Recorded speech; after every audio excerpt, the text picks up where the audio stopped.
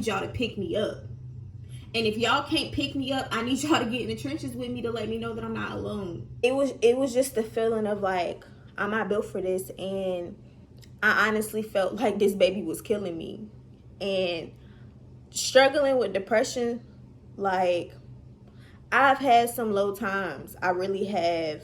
But I felt like this pregnancy has brought me to a whole nother level of low that I have never encountered.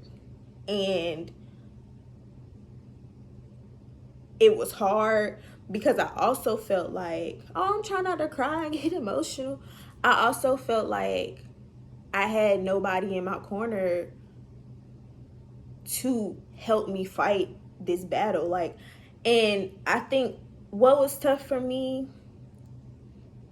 and I'm talking in past tense, but I honestly still feel this way, like in a lot of different ways. But what was tough for me is like, typically with my depression, it's kind of just like, well, this is my thing that I have to battle with.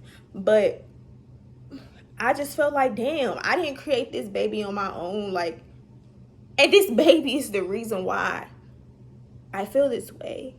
And it was making me develop hate. Hate for my partner. And a little bit of hate for my child, to be honest, because I just felt like I don't have any control. And that's something that I really had to work on in therapy, you know. And, you know, to be honest, maybe that's why I'm in this predicament, to learn how to like let go of that. But it's like, I don't have any control of my body, how my body feels, how my body looks. I don't have any control of my mind. And it's like, I'm trying to do everything I can to stay afloat, me as a person, but I also have a child in me depending on me. Like, and it got so bad that I was not eating probably like a whole day and a half. I didn't eat nothing at all. I didn't shower for like 4 days. Like, hygiene down the fuck hill, because I just couldn't. It's like, I've been in therapy. I know what I can do to get myself out of this slump. And I also was actively in therapy while being pregnant. So I would be talking to my therapist and I'm just like, I know what tools I can use. But it was just honestly like, I needed somebody.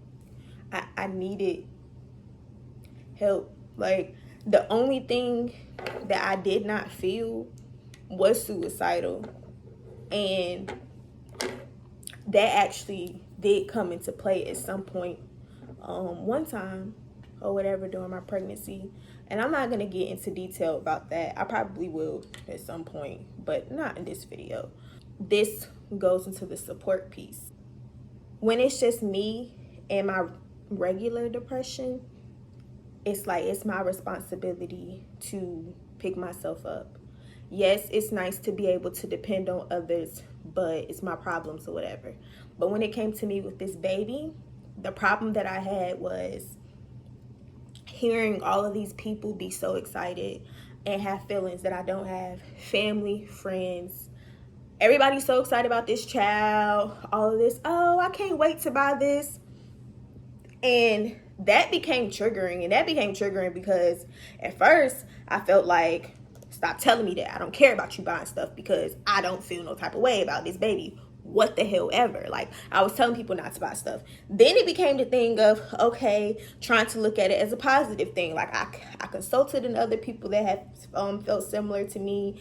And it was like, you know, let that bring you your connection. And then I had to struggle because it was like, y'all are telling me, oh, I can't wait to buy these things. And then the stuff don't show up. Like, it's not your child. You don't have to buy anything. But why are you lying unprovoked? Why are you lying unprovoked? Like, why are you contacting me to tell me you want to buy so many things for this child, or you want to do this and do that? For you to not do it, you could have kept that shit to yourself. And the problem is that I was going through this, so it's like, okay, I'm banking on certain actions from people. I'm gonna cook for you, and I'm gonna come wash your hair. only one person told me they was gonna wash my hair, and she really was going to, but we did something else instead. But I'm gonna wash your hair.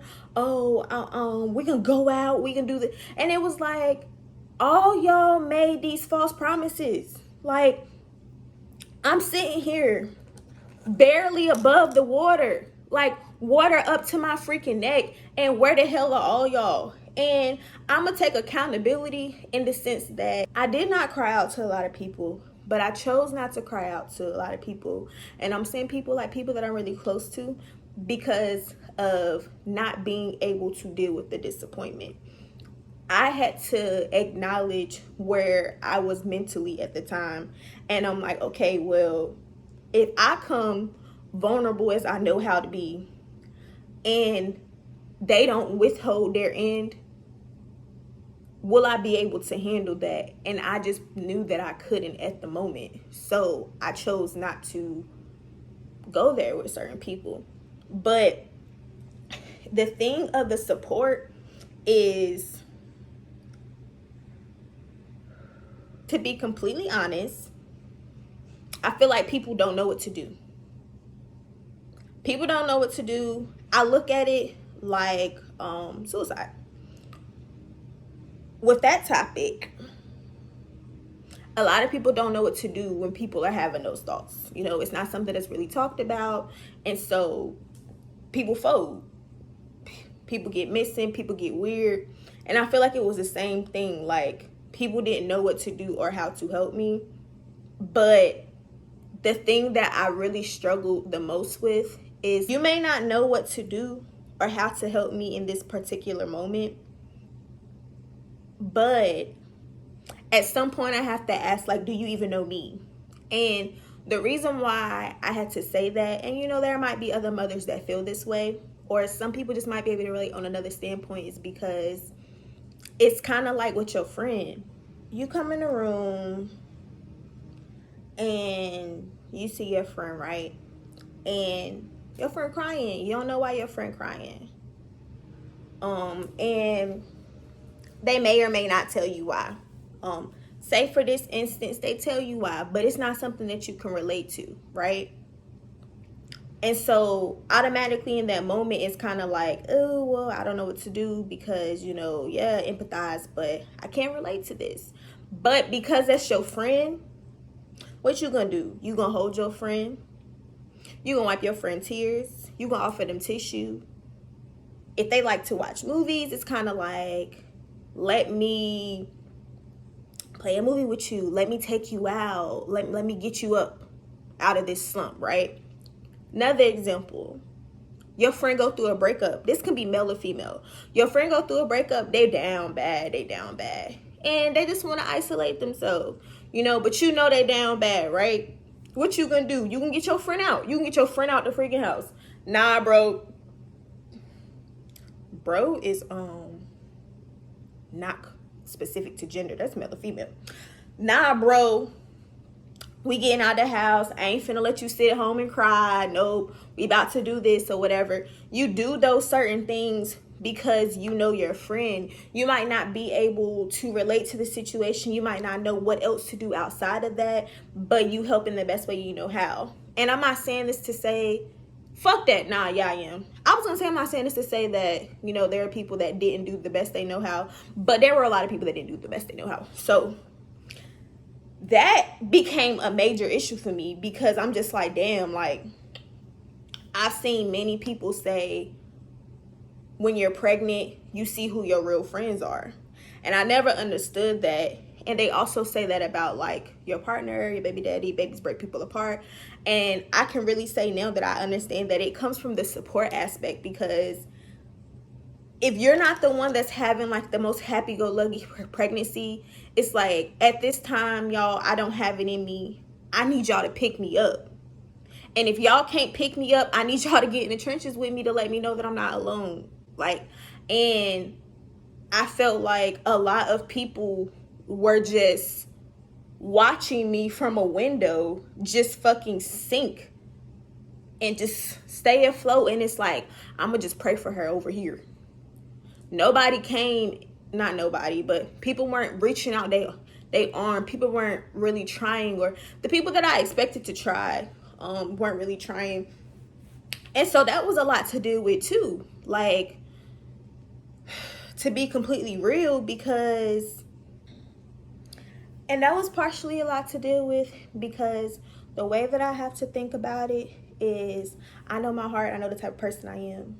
And I will say this pregnancy checked me, and it checked me because I had one friend that had a similar experience to this, and at the time I was very ignorant and I was not understanding to what she was going through. Now, she didn't let us know that it was to this extent, but now going through this, I had to apologize, and I had to let her know, like, you know, I'm so sorry, because, you know, at that time I didn't know, but there were certain things that you showed, and I just took it as you just being a little nasty pregnant woman, and it wasn't that. You know, you really needed that support or whatever.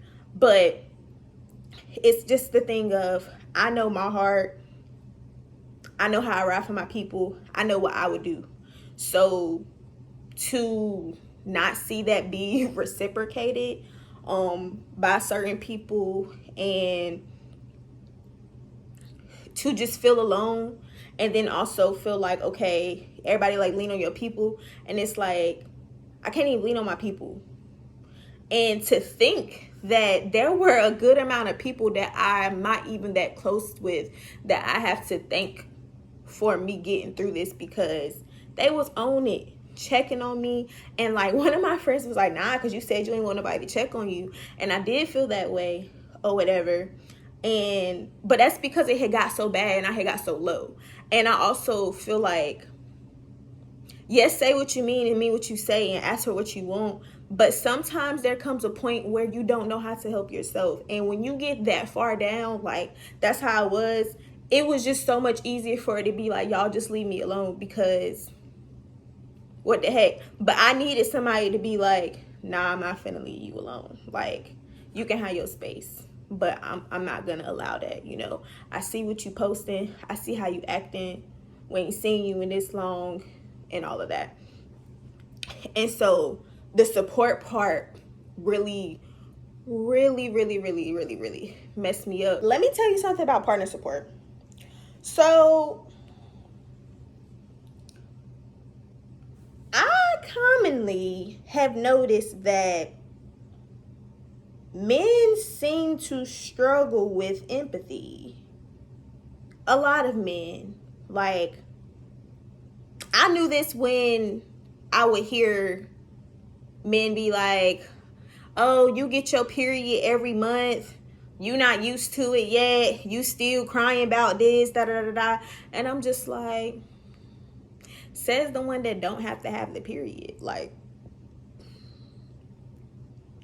but pregnancy brought out another side.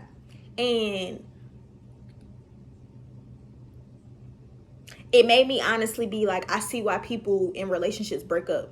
Because honestly, I got to the point where I was just like, I'd rather be a single parent as a whole, because that's how I feel like I'm going anyways. And what it was not that my partner was just gone. It was just that he could not understand. And it was frustrating for me because communicate.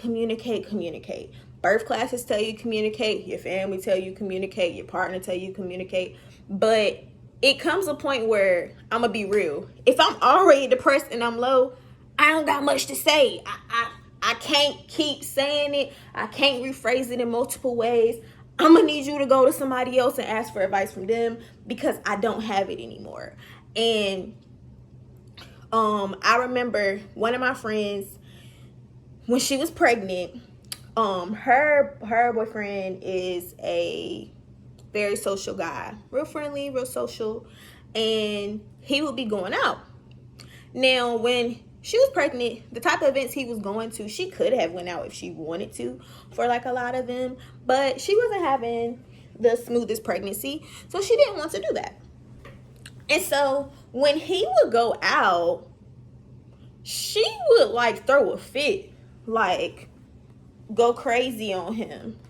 And she was just like, you know, basically, if I can't go out, you can't go out either. And he like, but you choosing not to go out and all of that stuff. And at that time, I was just like, this is kind of tough. But you know what? I finally get it. And I get it because as a woman, the situation that we're in is out of our control. So I'm pregnant.